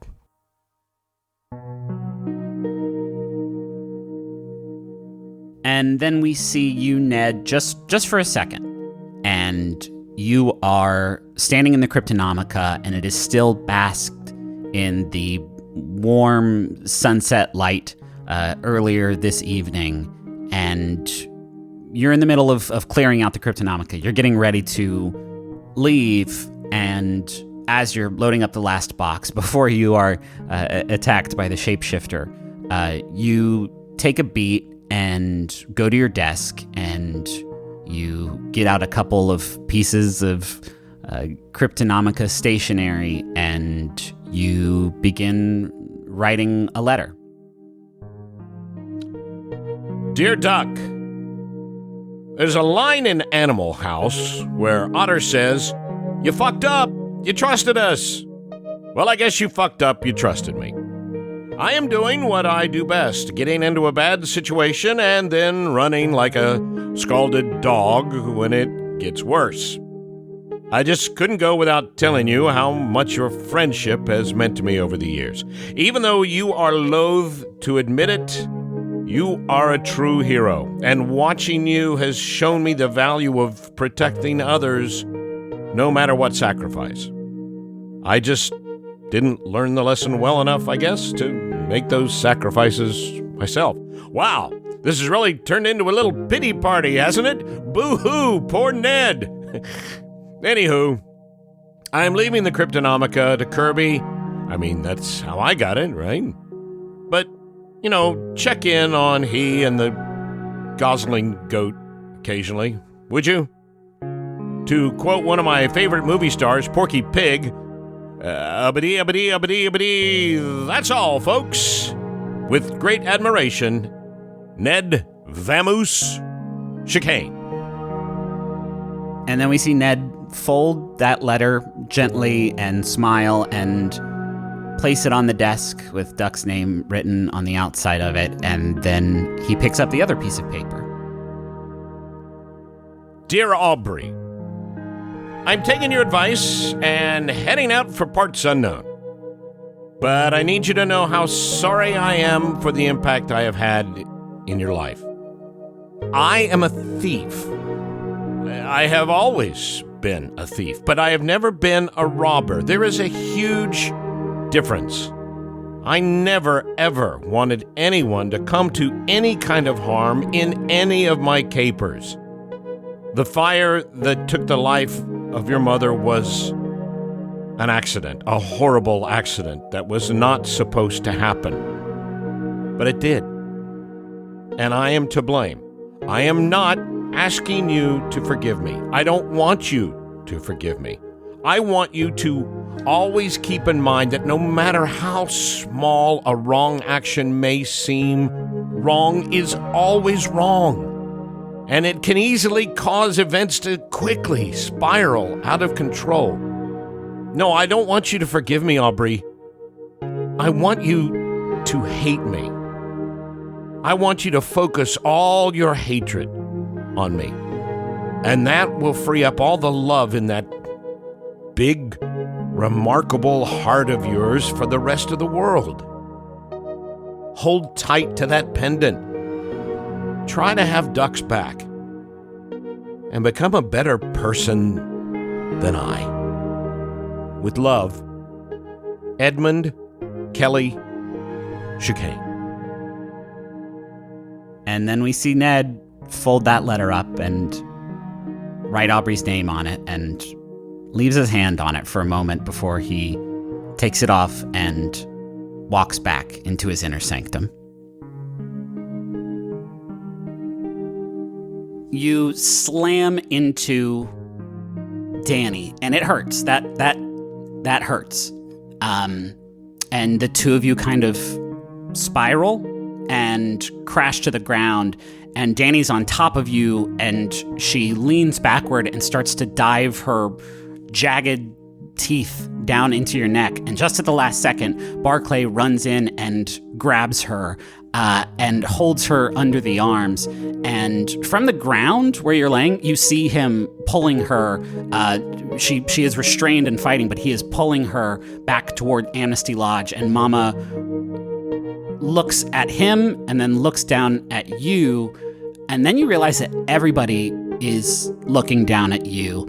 And then you feel your back start to get wet. And then you don't feel anything on your back anymore.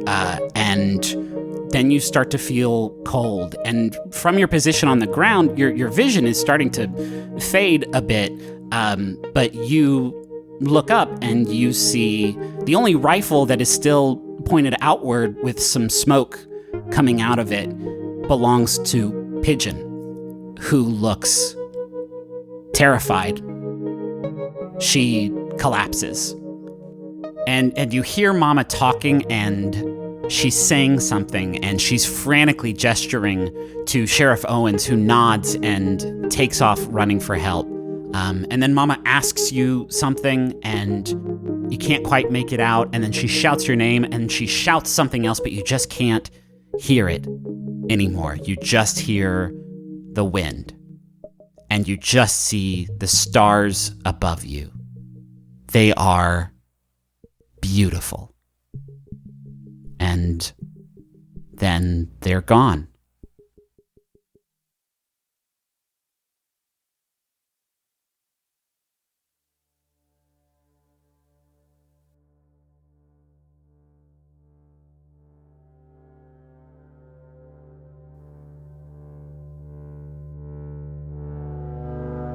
You see Minerva in the flesh now, and she is wearing these rad battle robes, and she is armed with this Zweihander, like, big-ass sword, with her, big bald head that is, like, glistening moonlight off of it, and she smiles when you say that you had it handled, and she looks at this four-armed being, and she says, "Doc Newton, it looks like you already handled it," because sure enough, this thing is starting to now finally fade away. You see it start to like try and flex to pull itself back together, but it is not working. And very slowly, these puffs of white light are starting to drift away from it. And it still starts walking toward you. What do? God damn. I'm going to chop its legs off. Okay. As you step forward to deliver a coup de grace on it, you see it stop and then like very, very quickly turn around backward and stretch an arm out with a hand extended. And as it does that, you see something appear. You see a rift. And it is different from the rift that like this other thing has conjured when it's needed to slip from one place to the other. The border of it, first of all, is like way thicker, and it's shimmering this like brilliant golden light. And as soon as this rift appears, you can see faint traces, not faint traces. You see brilliant light pouring out of this rift. You see actually like several beams of intersecting white light, but from your position right now, you can't really see much more. And this thing begins sort of very quickly and with purpose sort of hobbling towards the rift. What do you do now? Do I see anything? What do I see through the rift? I think you have to investigate a mystery to see anything more. But I think that's also going to buy this thing some time. Minerva, where's it going? She looks agog as this rift appears, and she actually rushes forward towards it and does not answer you. I'm gonna whip Beacon around its arm. Okay, which one? One of the good ones, Okay. Griffin. What the fuck does it matter? All right. I'm trying to hold on. Okay. Keeping it from. If it's going anywhere, it's taking me with it. Okay. What did you roll? That's a. This is an act under pressure. 8. Okay. On an 8, you get a worse outcome, hard choice, or a price to pay. You are not going to be able to pull this thing backwards, and you are not going to be able to follow it, but you are going to be able to kind of just like hold it and approach a little bit closer to the rift and get a better look in there. That's sort of the mixed success here. Okay. What do you do? I mean, what do I see? Is the question. Yeah, you're close enough now. And I think you only have like a moment here because you tried to delay this thing, and you did. It did not make it through. You see, well, what you're able to see, it is difficult to surmise, not because it is so like abstract and complicated, although it super is. It is so bright inside of this rift that it actually hurts to look at it. But what you see is a facility, like this enormous scientific facility from what you can tell. And it's largely comprised of like this one massive, tall, cylindrical chamber. And your vision through this rift, it's at ground level. And at the center of the chamber, you see this shallow dome of light that is super wide. It's several dozen feet in circumference. And from it, actually, even from the distance that you are at from it, you hear the same kind of like digitized buzzing language that this four-armed being appears to speak when you have heard it and it is shouted out in pain. And this dome is flanked by these rows of massive computers, and they're just roaring. You feel a tremendous amount of heat coming out of this chamber. But the displays on these computers have grown like dark green and dusty with disuse. And the other thing that you see is around the back wall of this chamber are these large cylindrical pods. And most of them are completely empty, but a few of them have figures floating in them. And from your position, you can kind of only see silhouettes, but while you can't surmise what they are, their silhouettes look unnatural.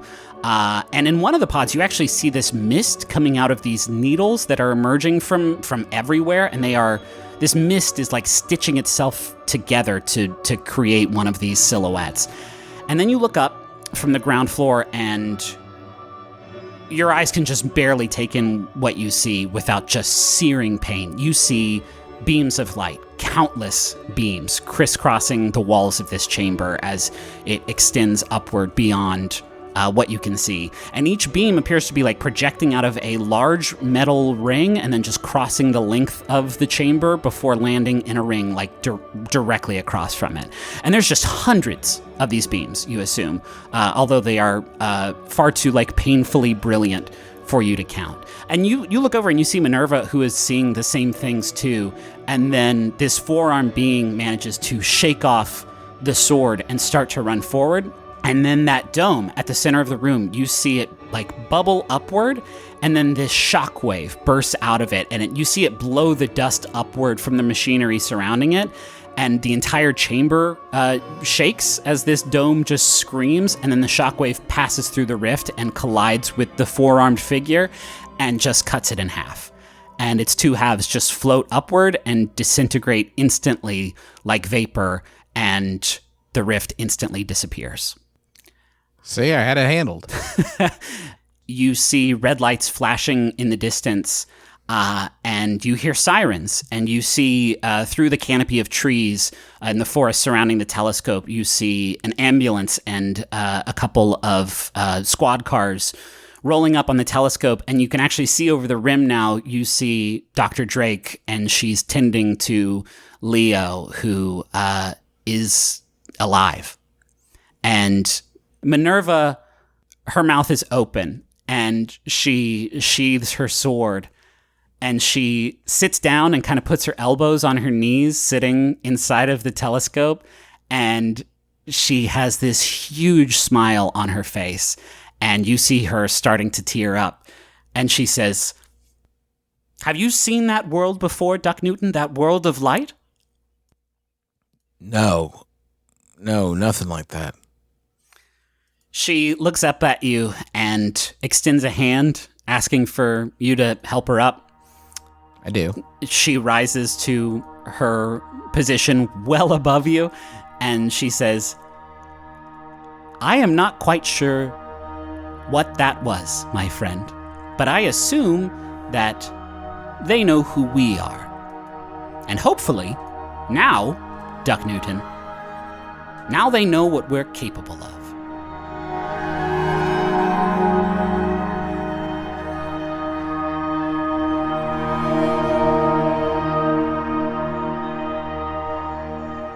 Aubrey, you make it through the gate and you smell gunpowder. And I think like instantly you are scared of what that means. And then you notice that everybody has their guns more or less stowed away. And then you see laying on the ground Ned, and Mama is with him, and Sheriff Owens is with him. And the crowd here has thinned out from what it was just before you left. But Ned is on the ground and he's not moving.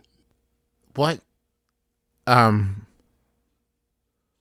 lot to take in here. Janelle? Mama? Janelle is nowhere to be seen. But Mama looks up at you and she wipes away a tear and she says, "How did it go on your side, Aubrey?"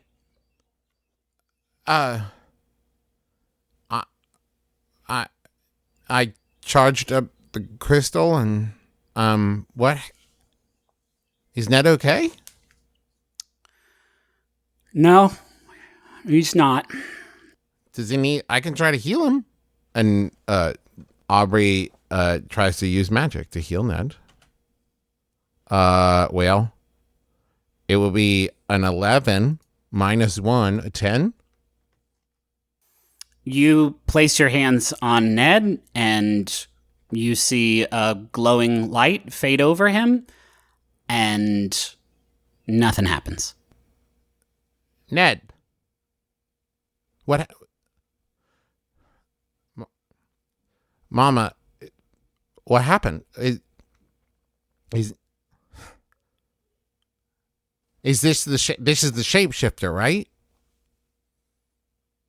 She looks up at you, and she stands up from where she's at and sort of comes around to where you are, and she just wraps her arms around you and gives you a hug. No, Tries to. No, it's not. This is, we won, right? Like, we stopped the bet because Ned can't be dead, Mama, because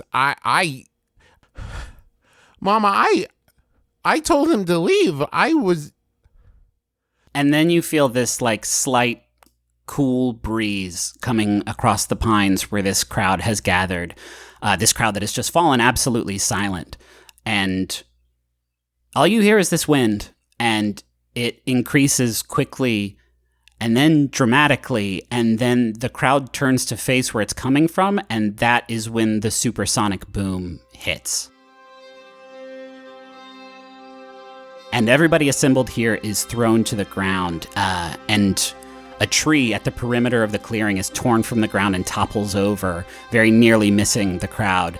And then there's a sound that follows the boom, this sickening, deep, cracking noise that shakes the ground as it passes over you.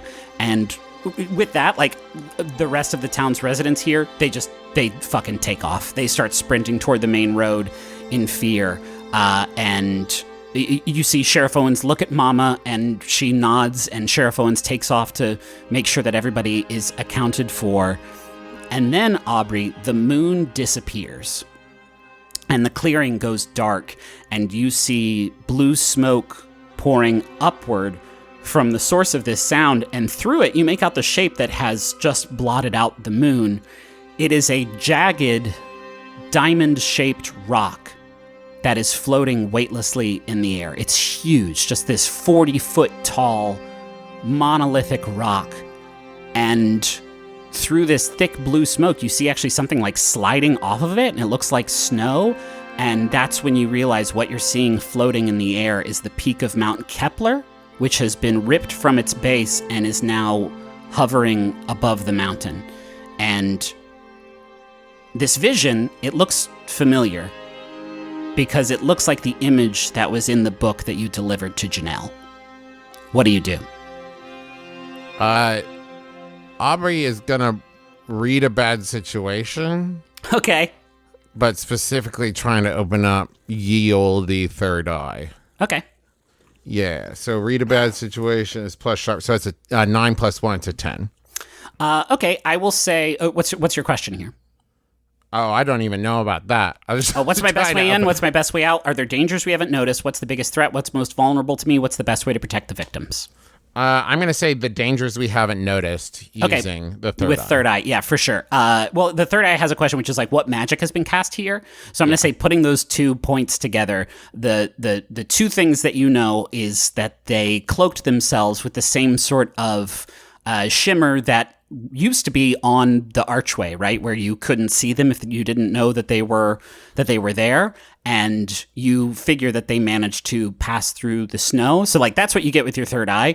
The thing that you also get is you see a set of footprints that are leading away from like where everybody else sort of just took off from in the snow, and you see these footprints heading toward the base of Mount Kepler.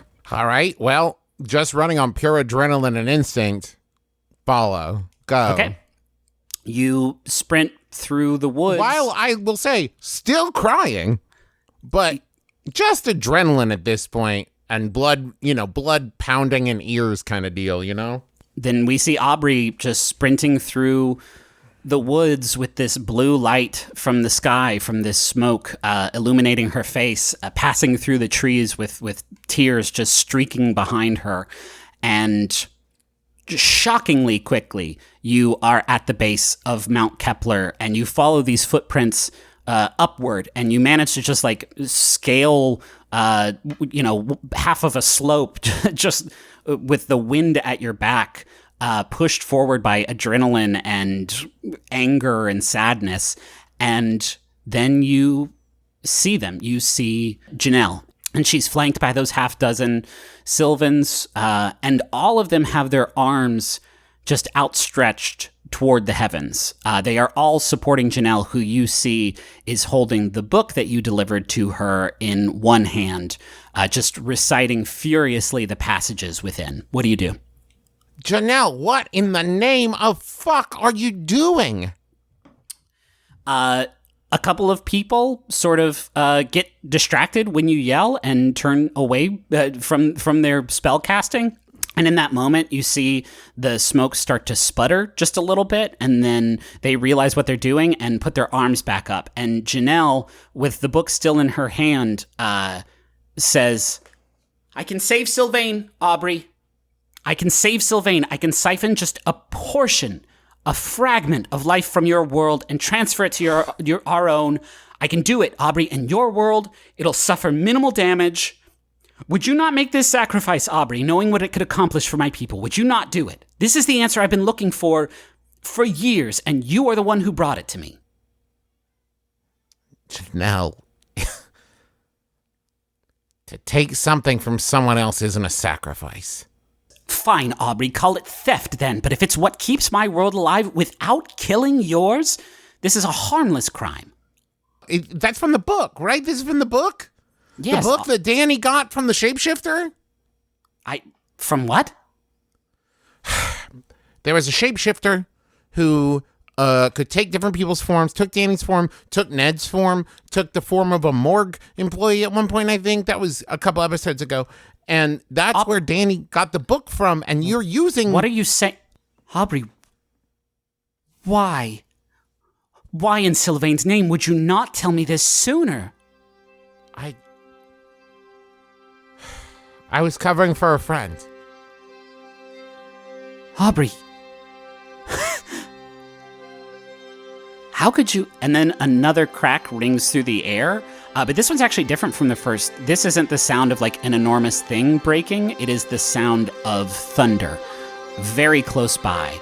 And then you look up, and in that blue smoke that is coming out of the mountain, you see this light surging inside of it, like thunder deep inside a cloud. And that smoke, it's starting to change. It is a deep, dark purple color now, and you hear these Sylvans that are with Janelle, like, gasp. And she looks up at it and looks back down at the book, and she says, "This isn't supposed to happen, Aubrey. This isn't..." Yeah, no, I'm getting that, Janelle. And then the smoke turns a dark crimson, and then that light that is ping-ponging around inside of it, it's going off just furiously now. And then suddenly, the light disappears. And then this thick curtain of red smoke splits in two, and you hear the whistling of a sharp wind above you as the peak of Mount Kepler enters a free fall. What do you do? Jesus, please. I think the reaction is to grab Janelle and pull her away. We're running.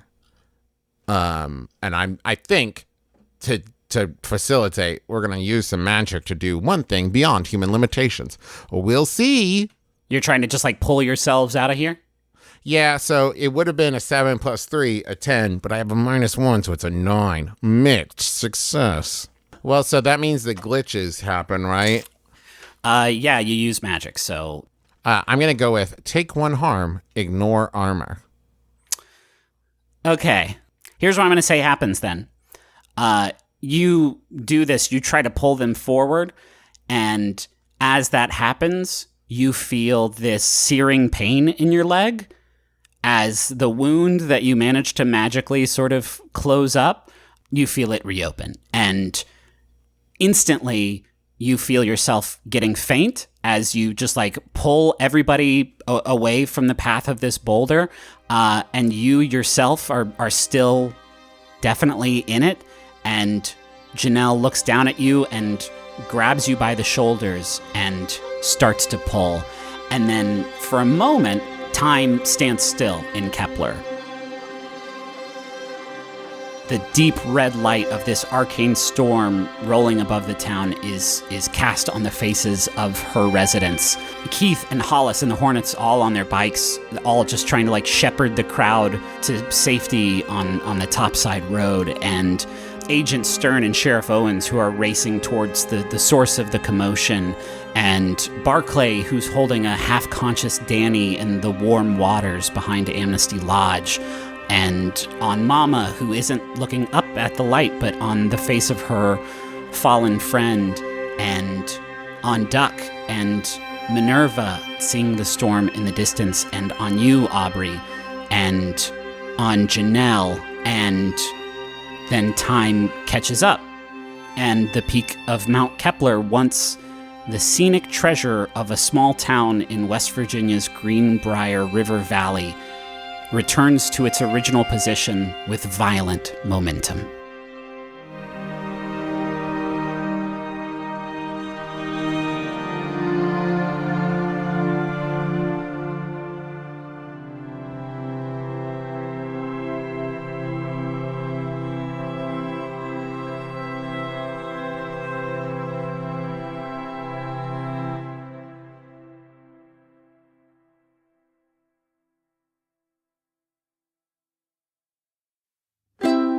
MaximumFun.org. Comedy and culture. Artist owned. Audience supported. Hey, James. Hey, Neke. What we doing, girl? We are inviting the awesome listeners of Maximum Fun to join us at Minority Corner. Ooh, fun. But you know how we go on Tangent City. We're the joint mayors. We're not going to do that, okay? Soup's focused. Okay, so Minority Corner is where you can all come and get your pop culture take. Plus, social commentary, news, and TV movie reactions like Avengers Endgame. No spoilers here. Ooh, snap. Sometimes we dig into the vaults and we review and recap those movies you missed. Looking at you, Halle Berry's kidnapped. I love how she always gives 1,000%. Like Beyonce. Did you see Homecoming on Netflix? She was burning it down like the mother of dragons. Have you seen the latest Game of Thrones? So good. Only thing missing? More black people. What you think about Mayor Pete? Wait a minute, James! We went on a tangent? Yes. Ah, well. Join us every Friday for more tangents. On Maximum Fun. Have you ever watched a movie so bad you just needed to talk to somebody about it? Well, here at the Flophouse, we watch a bad movie and then talk about it. Yeah, you don't have to do anything. We'll watch it and we'll talk it. We do the hard work. Featuring the beautiful vocal talents of Dan McCoy, Stuart Wellington, and me, America's Rascal, Elliot Kalin. New episodes every other Saturday at MaximumFun.org or wherever you get your podcast, dude. Bye-bye. Bye-bye.